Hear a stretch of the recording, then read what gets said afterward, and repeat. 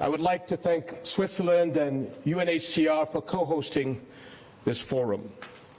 And my thanks also to our fellow co-convener nations for recognizing the need to bring the spotlight back to a major global issue, an issue Jordan is all too familiar with. Jordan hosts nearly 4 million refugees of different nationalities, including almost 1.4 million Syrians. All in all, this is over a third of our 11 million population. In an increasingly volatile region, welcoming refugees has become an indelible part of Jordan's national identity. We cannot turn our backs on refugees because that is who we are. But Jordanians have been increasingly feeling that the world is turning its backs on them as refugee hosts. As serious crises compete for international attention, the plight of refugees and their host countries has taken a back seat. But this is a lapse that the international community can ill afford. My friends, just a few months ago, I stood before the UN General Assembly and urged the world not to forget Syrian refugees. And now, as we speak, we find ourselves dealing with another internal displacement crisis in the region. Over 1.9 million Palestinians in Gaza, many of whom are themselves refugees, have been forced to flee their homes amid a relentless bombing campaign. With all eyes on Gaza, the international community must recognize more than ever that Band-Aid solutions are no longer feasible, and that global crises demand long-term responsibility sharing. Jordan is pushing for a more coordinated humanitarian response in Gaza. We are supporting the Palestinians and UNRWA in any way we can. But our country is still bearing the heavy costs and burdens of the refugee communities in our midst. And let us be clear about the scope.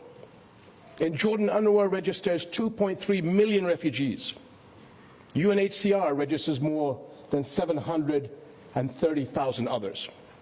And nearly 1 million more are not covered by either agency.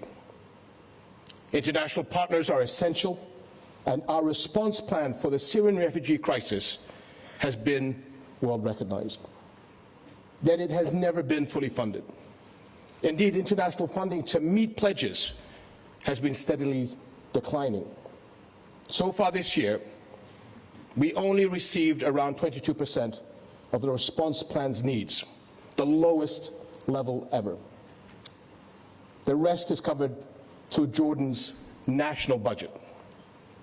This has raised the challenge of additional expenditures and placed even more pressure on our strained resources, especially water, as we struggle to cope with the dual impact of the refugee crisis and climate change. With one of the lowest water shares per capita in the world, already the challenge of covering the water needs of our people, as well as refugees, has become extremely dire. One vital mega project we are hoping will alleviate this emergency envisions desalinating Red Sea water from the Gulf of Aqaba and supplying it to major population areas. And we remain committed to providing refugees with education at our schools, medical services at our hospitals, and access to livelihood opportunities.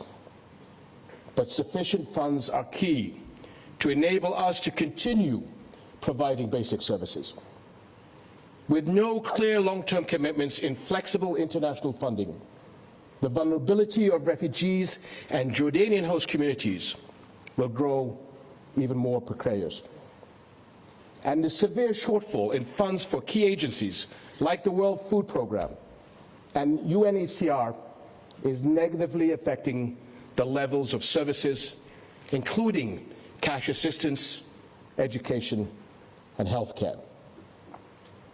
After cuts in World Food Programme assistance, the vulnerable refugees this year, a deterioration in food security and self-reliance has become a painful reality for the vast majority, with 91% now being food insecure, compared to 63% before the cuts.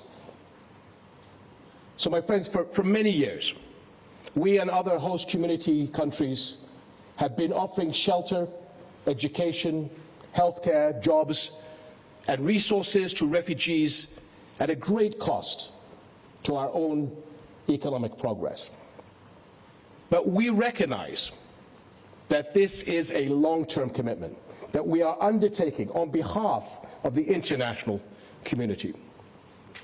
And likewise, the international community cannot resort to short-term solutions and move on to the next crisis. Jordan has often warned of the dangers of leaving a lost generation behind. Yet instead of making headway in resolving this ever-evolving and expanding refugee crisis, and even as new displacement crises emerge, we see attention waning. We cannot afford for this to continue.